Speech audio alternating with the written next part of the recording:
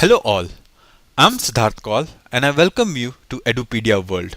In this video, we are going to take a detailed look into cell arrays. So what is cell array? As you will recall from my previous videos, a cell array is a data type with indexed data containers called cells.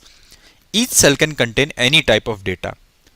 The cell arrays commonly contain lists of text strings, combination of text and numbers either from spreadsheets or from text files, or numeric arrays of different sizes.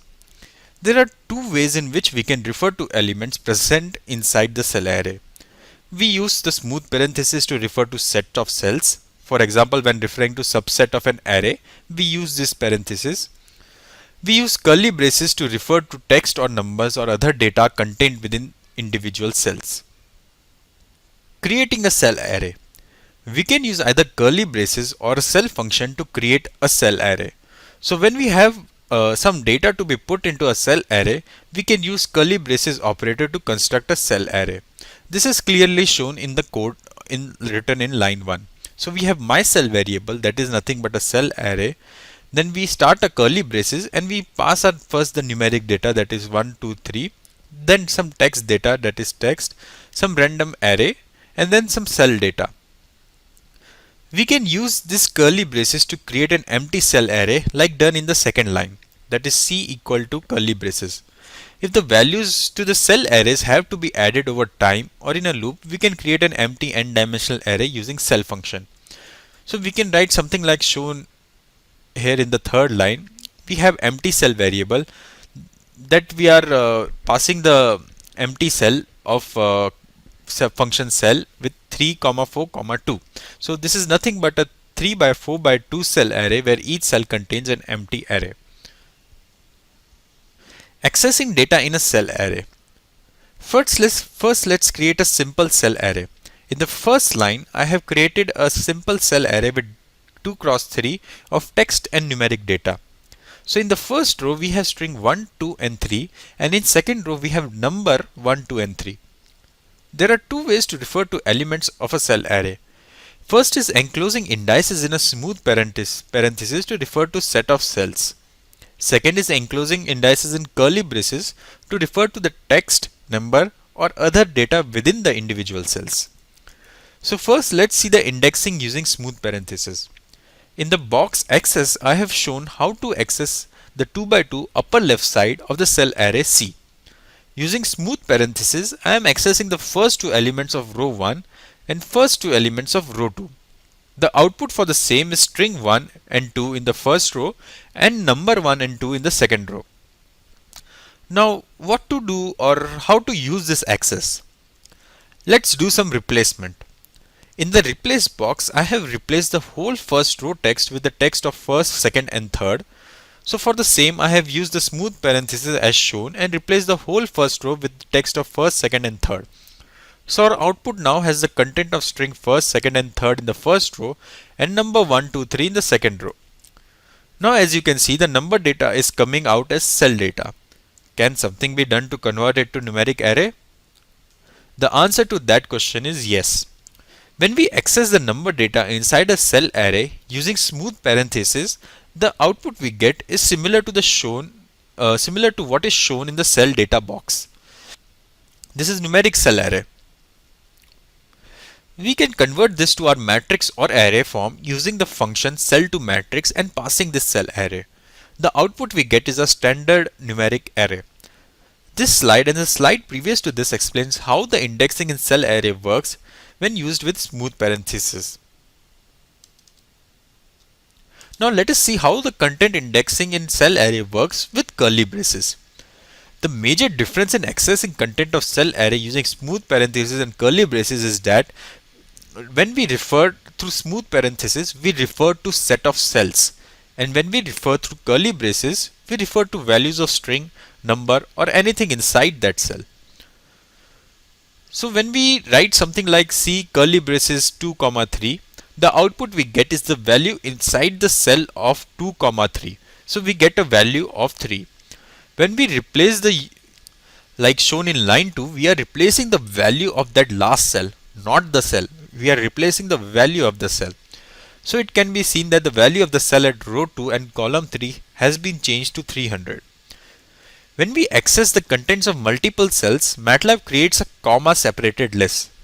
As each cell can contain a different type of data, we cannot assign this list to a single variable. So each value is assigned to the variables in a column order. If each cell contains same type of data, we can create a single variable by applying the array concatenate operator to the comma separated list, hence creating an array with the same type of data. This is demonstrated in box array. So what I have done is I took a variable numbers and have using the square brackets and passing the comma separated list of 2, I have created an array with values 1, 2 and 300. Adding cells to a cell array. Let's create a 1 by 3 cell array as shown in 1.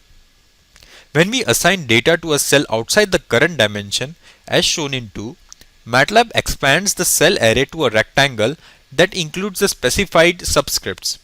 All the intervening cells will contain empty arrays. We can also add cells without specifying a value by assigning an empty array as the contents of a cell array. So C now becomes a 5 by 5 cell as done in 3. This is how we can add cells to a cell array. Deleting data from a cell array. To demonstrate this, let's create a 3 by 3 cell array as shown in 1. Let's start with deleting only one element. Let's delete element on row 2 and column 2. So to delete, we just replace the element by an empty array as shown in 2. So empty array is nothing but 2 square brackets. Observe that we have used curly braces to refer to the element. We can also delete set of cells using standard array indexing with smooth parentheses as shown in 3.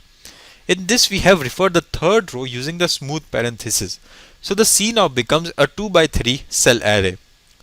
Observe how a curly braces is used to replace or delete an element inside the cell, and smooth parentheses are used to delete the complete set of cells. Combining cell arrays. We can also combine different cell arrays into one. To demonstrate this, let's create a 3 different cell arrays C1, C2 and C3. C1 is a cell array dimension 1 by 3 with value of 1, 2 and 3. C2 is again a cell array with dimension 1 by 3 with value A, B and C.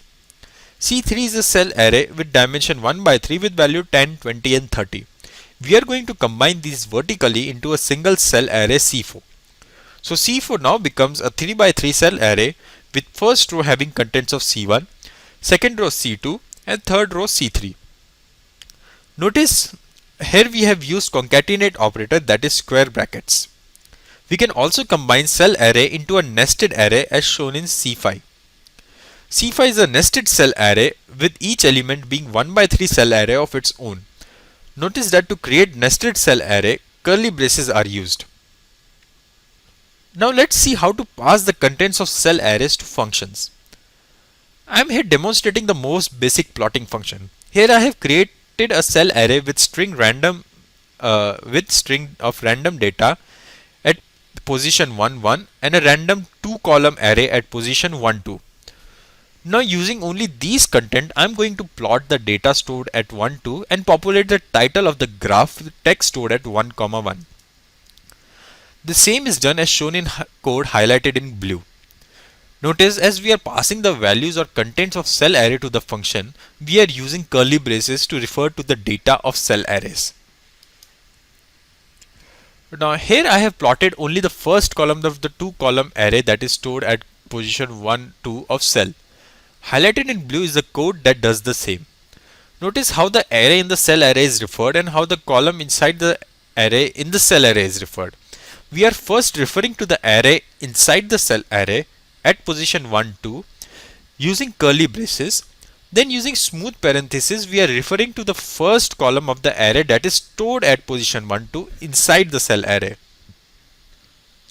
So we get something like random cell with curly braces 1, 2, that is our array, and then smooth parenthesis with colon 1 that we say to the first column of the array. This here, what I'm going to show you is one of the coolest thing about cell arrays. In cases where we have to pass multiple inputs to any function, we can pass the contents of a cell array as a comma separated list to the function, allowing to pass multiple inputs using only a single variable. So basically we are passing multiple inputs to a function using a single variable. An example for the same is its use in passing plot properties to the plot function. So in cell C, I have created line width property with certain value, and then marker edge color property with value black, and marker face color property with value green. Then we are passing this cell array as a comma separated list to the plot function, which does take these properties. Notice that here I have used smooth parentheses to generate the comma separated list. This comma separated list will act as the input argument, will pass all the necessary input arguments to the plot function. Memory for cell arrays. Cell arrays do not require completely contiguous memory. This means it does not require a continuous segment of memory. However, each cell requires contiguous memory, as does the cell array header that Matlab creates to describe the array. For very large arrays, incrementally increasing the number of cells or the number of elements in a cell results in out-of-memory errors. For example, in case shown here, Matlab creates a header for a 25 by 50 cell array, but as we have passed an empty array, it does not allocate any memory for the contents of each cell. So only the segmentation for header has been done and not for the cell array. So now as we have seen both structure and cell arrays, let us see one by one how storing data in each of them is different from one another. In structure, data is contained within fields. These fields are accessed by name. Here we have created a structure patient where each patient has a field of name, billing amount and test data. Now we are going to plot all the patients' test data in a bar graph. So for that we are going to loop over number of patients and then access the test data using the dot notation and then put up a bar graph. So as you can see in the for loop, the test data is used using field names and by dot notation.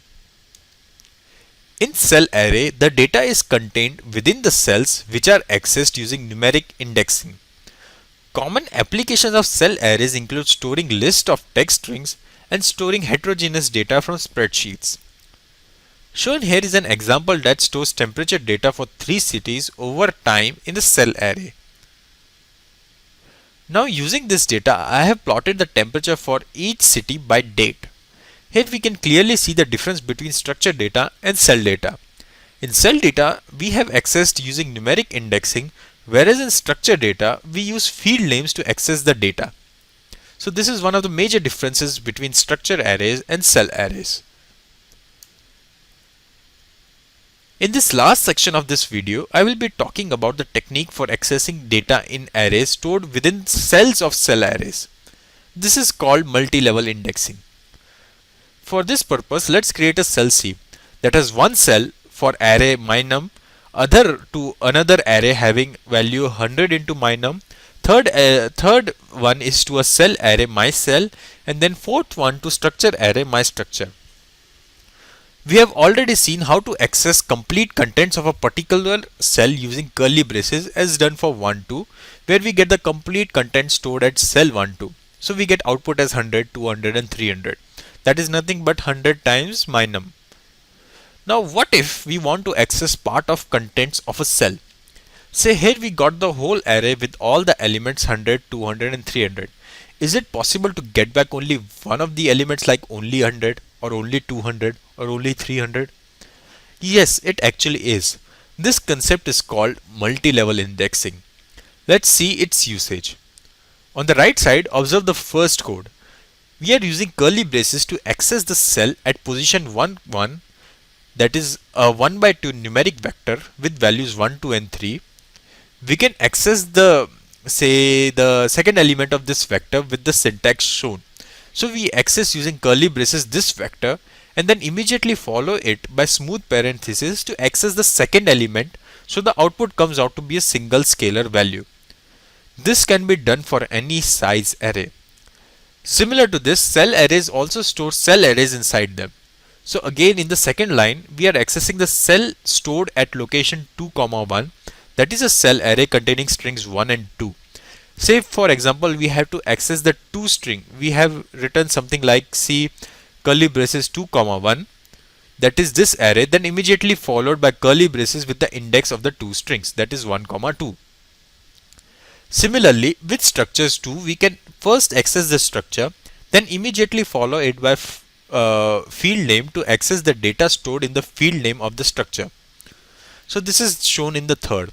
We are first accessing the structure at 2 comma 2, then we are accessing the field name of the structure, that is field 2, and then we are taking some value from it, that is 5 comma 1, that is we get value as 5.